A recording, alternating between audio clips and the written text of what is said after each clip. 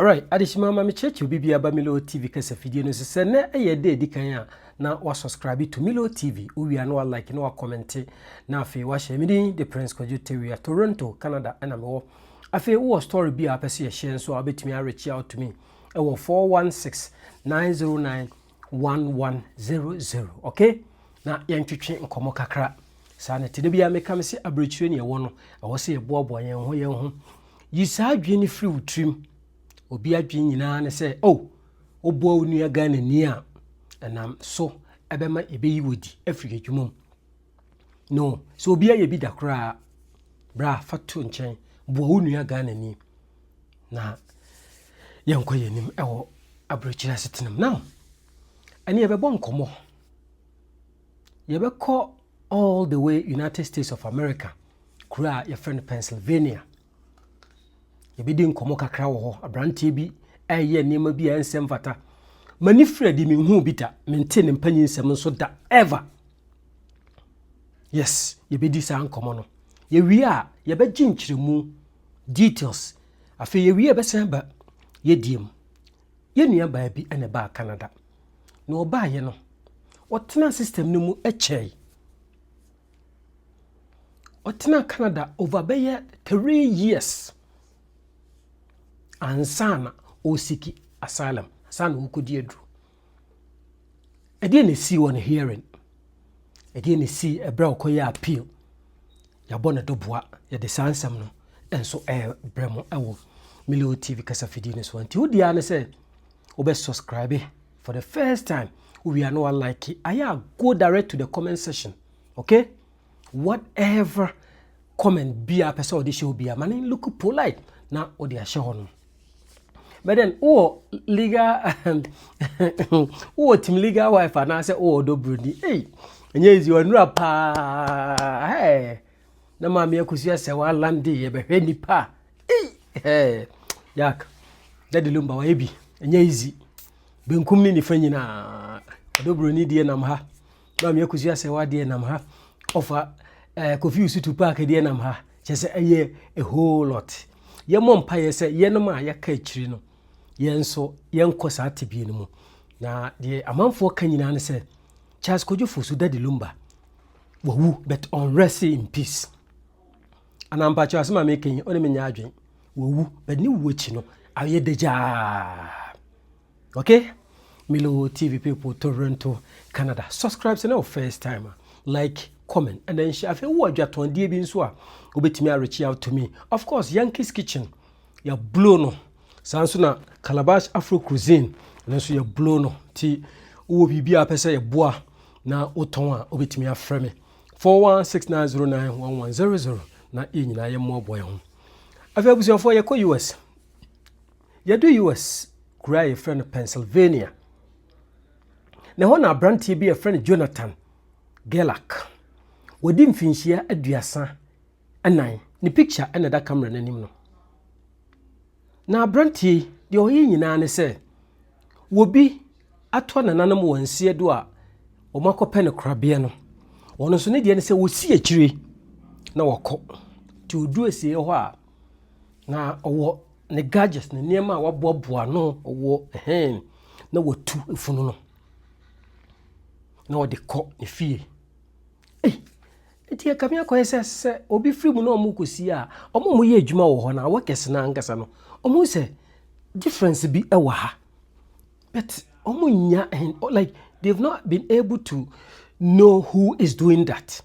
Didimu ana brand your friend no Jonathan ne to ebededi ana omo che no na omo chi brand ya maintain mpanyin nsem da abusuafo omo doso no de ne ko ne fie wonim se ne basement ayema nipa body se nko a enkwada motofe wa omodi beye 2-3 years omo body ewo ho ene mpanimfo ene obi owu ye so many years ago omo nyina body so aboabo no package.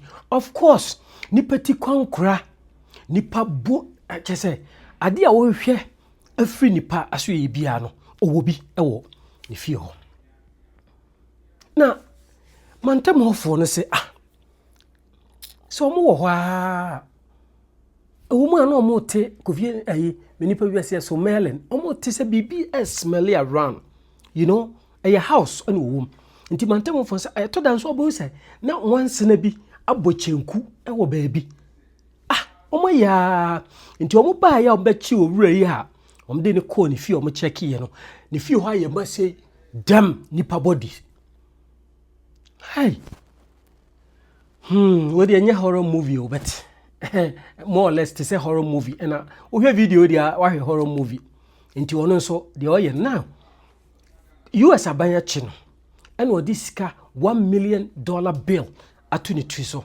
abrante no da so twe abanku kuma omo gusu omo yeden omo etuni tre ne abasa a omo hwe omo de ne be court na afi omo atoa so na ne bone a wadi no eso chirin kuri nti abuzianfo what ni mpanyin sam da wo hu bi da umi enkola ne so na yenkoji details yedu USA enkomo ni over 100 human skeletons were recovered, and that's in part, at this point, we are still trying to figure out how many of those are complete and what exactly we are looking at. A separate storage locker was found to be in Mr. Gerlach's possession. That also was in Ephrata. We found there 8 more human remains. Very simply, detectives have recovered an awful lot of bones at this point, and we are still trying to piece together who they are, where they are from, and how many we are looking at, and it's going to be quite some time before we have a final answer. It is truly, in the most literal sense of the word, horrific. I grieve for those who are upset by this, who are going through it, who are trying to figure out if it is in fact their loved one or their child, because we found remains that we believe to be months-old infants among those that he had collected. I can say this is probably the most horrific thing that I've seen. A total of 26 underground vaults or mausoleums were broken into and desecrated between November 7th of last year and January 6th of this year. 34-year-old Jonathan Gerlach was arrested and charged with burglary, criminal trespassing, abuse of a corpse, and other crimes.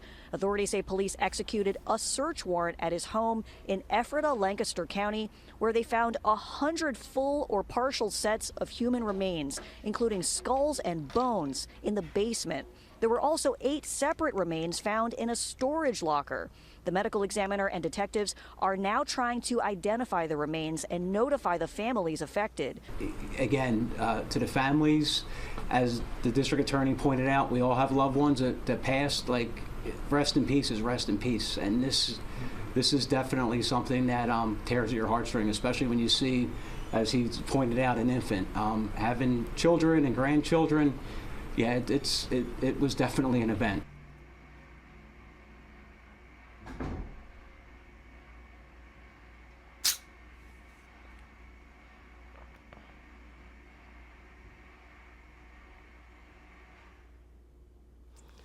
Okay, abuzianfo makoji enchiremu no aba na kakra ewo USA animanim ye latest news ifri ho eba no na madwen ho amentiase se wasifie sorry what is ka to fie na nipa body na awurade nyame nipa bi nso ahokudu anyway yemfi ho na yemra Canada ana yenua baako baba waso no bi nada no ache bet wotena system no mu edi mfinhia miensa ne akire ansa na wo yeden wo kodi na duru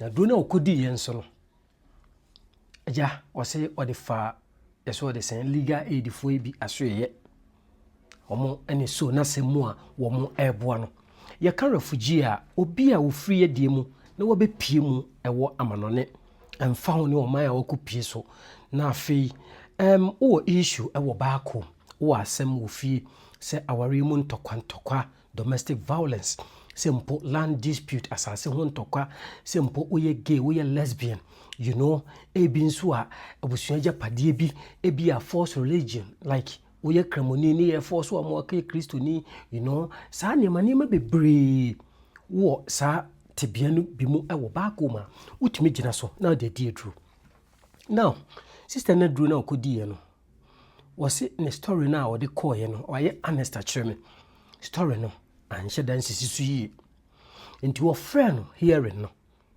first one okoye asem no ye bugu no so and appeal. Of course, and then so I'm the see any gam one comra, and then so I'm fat. I feel why be I'm fat, a buy brand and cratas when you day. Won't feel cream. I'm so okay. Or say some will be or no be between me up one. You reach out to the number. Of course, me on the number, but me dey ateba me ntimi mfa meto lie so enti se wo mo bia e bia wo kosa atibia ni bi mo a wo se na dru no first one here na mfa appeal no so amfa enti ya tro letter abre ne se on free kru no mo ono wanso agene mfom so atum se wo bai no wo tena system no mo more than 3.5 years and son wo siki abusiafo e ba chopi wo he video ya na wuti sister story ya me ya ababen and warfare free mu. This is why what did this law we call Bill C-12 eba. Bill C-12 eba be dini pebinya. Waba system no mu. Or issue why would you stay for more than a year, for more than 1.5 years, for more than 2 years, for more than 2.5, 3? Now, come on. Or they just sit down and do this simple analysis. So was obikra ebedu a port of entry on man no iden no wasiki but what better system no guys. That is the reason why I did this law ever say nkamiyaka bibi kura say as wo migration system no Canada migration system no adani abutu kakra issues problems e wo mpa and omo de mra bibraba ufri US now be room so obeka ya time na Justin Pierre Trudeau or Tia Banyana sono or introduce law be a friend Safe Third Country Agreement. Intina man for me free US ba, obi ba no obi siki sa obi only criminal record near. And this time those days a man for buy be musiki or port of entry obi create me be room na what itimu wuru sa guys. This time around I'm run assessor. So we free for US now be rahanum. Within is it a week or two? That's one siki that's it. Untumi siki biom. And I free to say Ghana. Now be rest system no more. Now 1 year then 1 year the needful. But say is it like before a year or something now? Or problem or issue. We siki asemaba. Ebi kura we siki enye. And there be a me banso ana me ka asem we say omo timi tena hono ma me kodum pempenso bi a ebia all could renew the work permit and also all could renew the visa and stay ya mfama na obegina sa kwanya na so siki asylum bia and so your red flag. Milo TV people Toronto Canada, subscribe uwia na wa like na wa comment na wa share. We are here to help, we are here to educate, we are here to inform, we are here to entertain. Which category and I'll follow within. Okay guys, so go to the right people at the right time. They be me team chest na ma bo ohene ando a certain ohene ando din because oye nipa bia wa bo nipa e wo krodue mu. Wa bo nipa e wo this country wa ginipa amomo asetena e wo hapa. That is why they be me boni din na obo nipa din ka asempa wonte tell say sebi obeka danduru waka. And this is the case in no similo. Some will be wa obetimi dia boa me a mesemate. Enti me so me de general public obi obetimi aboa bia no.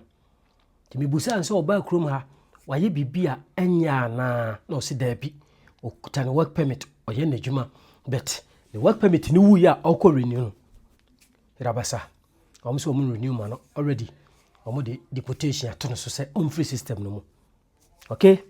Afe we so kwama ye nuanum bia sebe son ifri Ghana baaye sebe ememwa awo system no mu obi a pa setena na obi wo ho a once a watena krodue mu ache owo akwanya ode bebo onua no na wafa kwan bi so o mia no kon abu ne kon anye good guys.